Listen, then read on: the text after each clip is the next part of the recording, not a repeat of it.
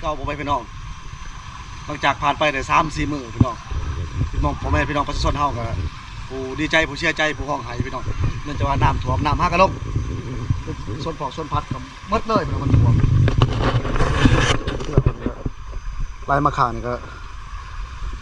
ลำหนึ่งเป็นส่วนพอกส่วนพัดมักสลอมักสลีหมดเลยพี่น้องผู้ไห้ก็มีพี่น้องเอ้ยผู้ห้องไห้ผู้ใหญ่ไปอยู่เพื่อนพี่น้องก็บ่ทันได้มาเลยน้ำมันหากระลง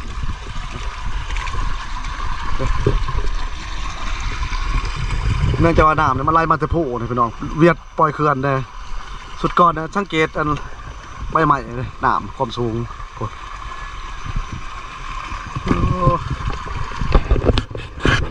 เสียหายอะไรอย่างอยู่พี่น้องเป็นหมูเป็นแบะเป็นไก่เป็นยังมันเอาน้ำมาทันมันมาไว้ผู้ไฮก็มีได้พี่น้องเลยผู้ห้องผู้ไฮก็มีเลยมัดเลยมักสลีกำลังงามมักสลีมักเพชรมัดเลยเป็นส่วนหมอกส่วนมันมัดเลย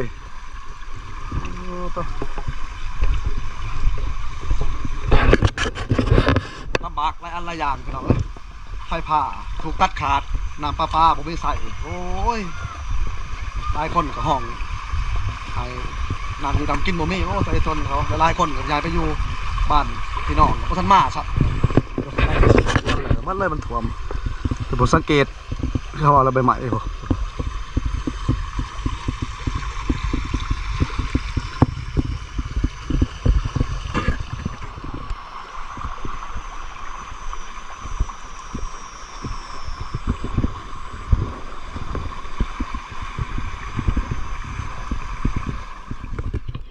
พี่น้องเฮือนล่างนี่ก็บ่ทันได้มานะถือว่า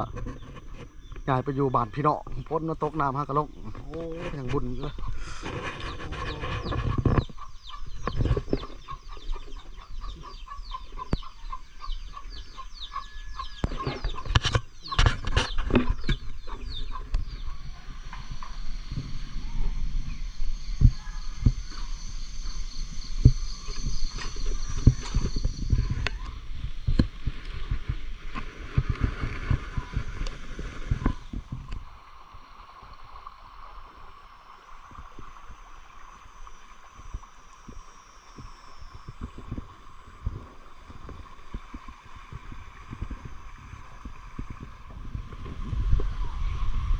หมดเลยพี่น้อง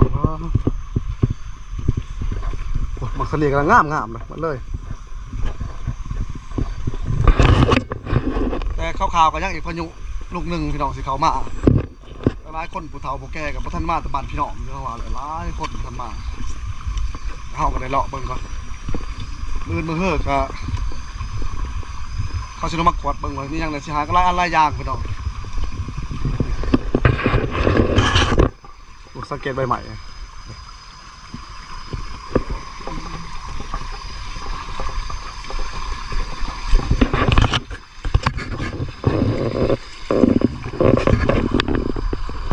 ำยังขุ่นแต่ว่ายังตกอยู่คน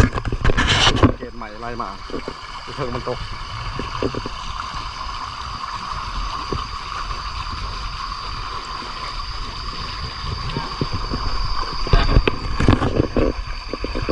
มันก็เลาะขามน้ำไปหากระมาแต่บ้านพี่น้องเพิ่นพี่น้องโอ้ลำบากเลยนะมัดสวน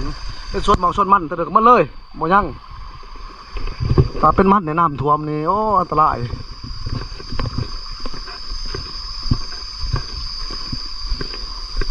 ไปใช้อะไรเจ้าเนาะเอาแล้วพี่น้องต้นน้ำท่วมเขาก็เริ่มเมาหลายอันหลายน้ำท่วมมันก็มีคนเสียชีวิตในบ้านก็เลยขึ้นไปงั้นอยู่เทิงผู้คนว่าน้ำท่วมบ้านอันตรายเลยนะไปเฮินดีต่อป่ะเลยโอ้จะท่าก็มาแต่บ้านพี่น้องคนนี่น้ำท่วมเหมือนกันเบิ่นกันเลยหมดเลยพี่น้องโอ้ยมันพอกส่วนพัก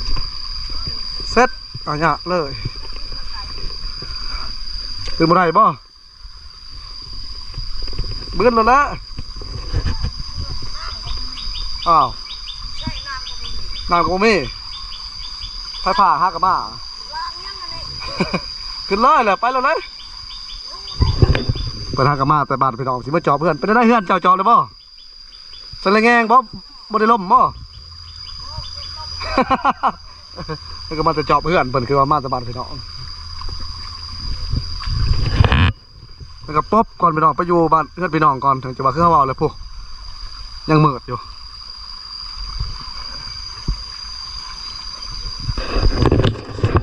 ลำบากก็เลยพี่น้องเป็นส่วนหมอกส่วนมันเป็นส่วนเขาหอกเขาให้เซ็ตหัวมัดเลยเต็มมันเลยโอ้หนามความสูง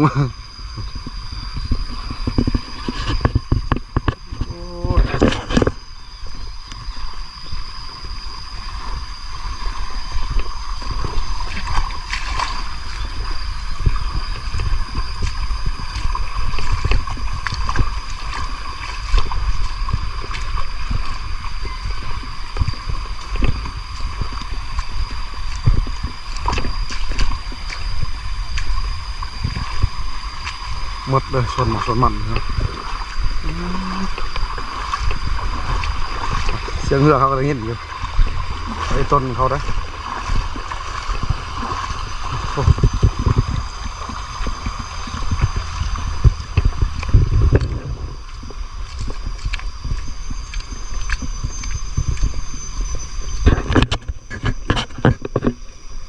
หมดเลยเพื่อนผมเลยพี่น้องประสาทนอกกับผมมดคักอะไรรอ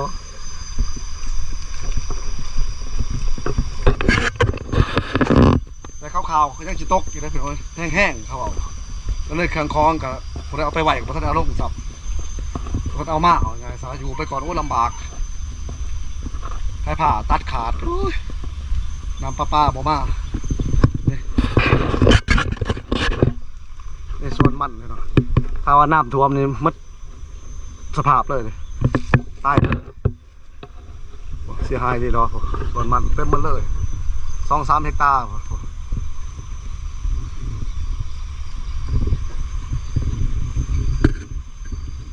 ตายก็ตายน้ำมันต้องเพิ่มคือกระเบื้องมันไล่มาเลยเริ่มไล่มาเลย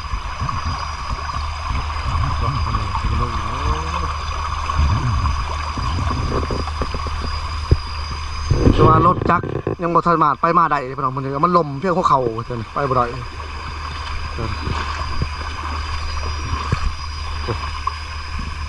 คนเท่าหันยางเอาหันได้อยู่แต่ลำบาก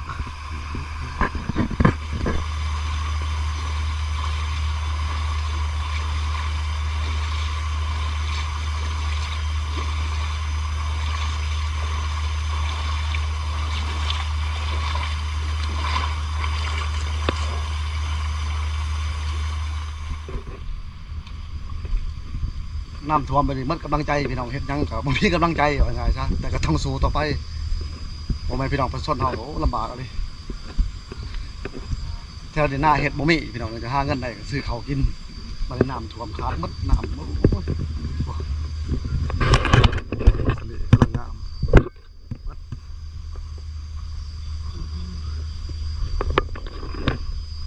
ห่ออะไรผมเมินใหม่ผลแต่เหือเนี่ยก็ไล่มาจากไทยพี่น้องไล่มาจากทั้งแต่ว่าพี่น้องเขาประทันมาเอาสิเขาก็มัดไว้พี่น้องเขาก็ไม่ได้ถ้าเขาว่าเหือเขาก็มองให้เขาได้มัดไว้เลยอย่างดีเขาได้เก็บทันพี่น้องถ้าพี่น้องเขาไม่เห็นเขาก็ชื่นใจอยู่เพราะเขาเก็บไว้ให้เขาคนละคนก็เก็บได้คือบอกให้ใครมาคือบอกให้เขามาไทยเอาพี่น้องโอ้ยบอกจำเป็นหรือจะเอาเสียเงินให้เขาแล้ว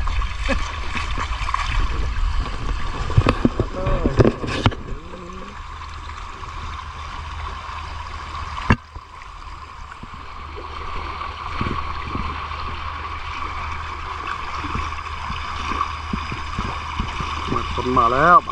ทั้งมือทั้งแดดไปเตะต้นพ่อแม่พี่น้องประชาชนเอาไปน้องมักสลีกำลังเมิด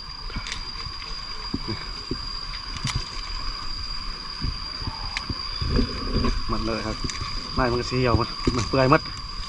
เมื่อไหร่แล้วก็เตะต้นเขาเห็นไหมเปื่อยมัดมันเน่ามัดเลย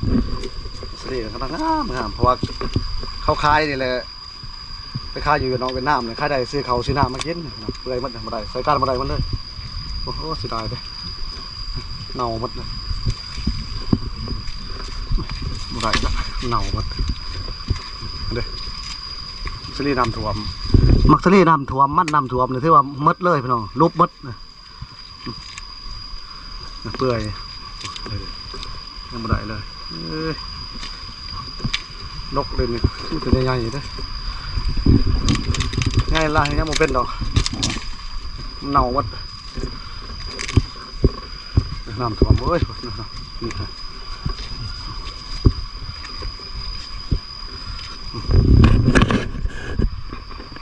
งั้นเห็นยังไม่ได้ดอกเน่าแห้งดิส่วนมักสลีส่วนมันเป็นมัดแต่ว่ามัดเลย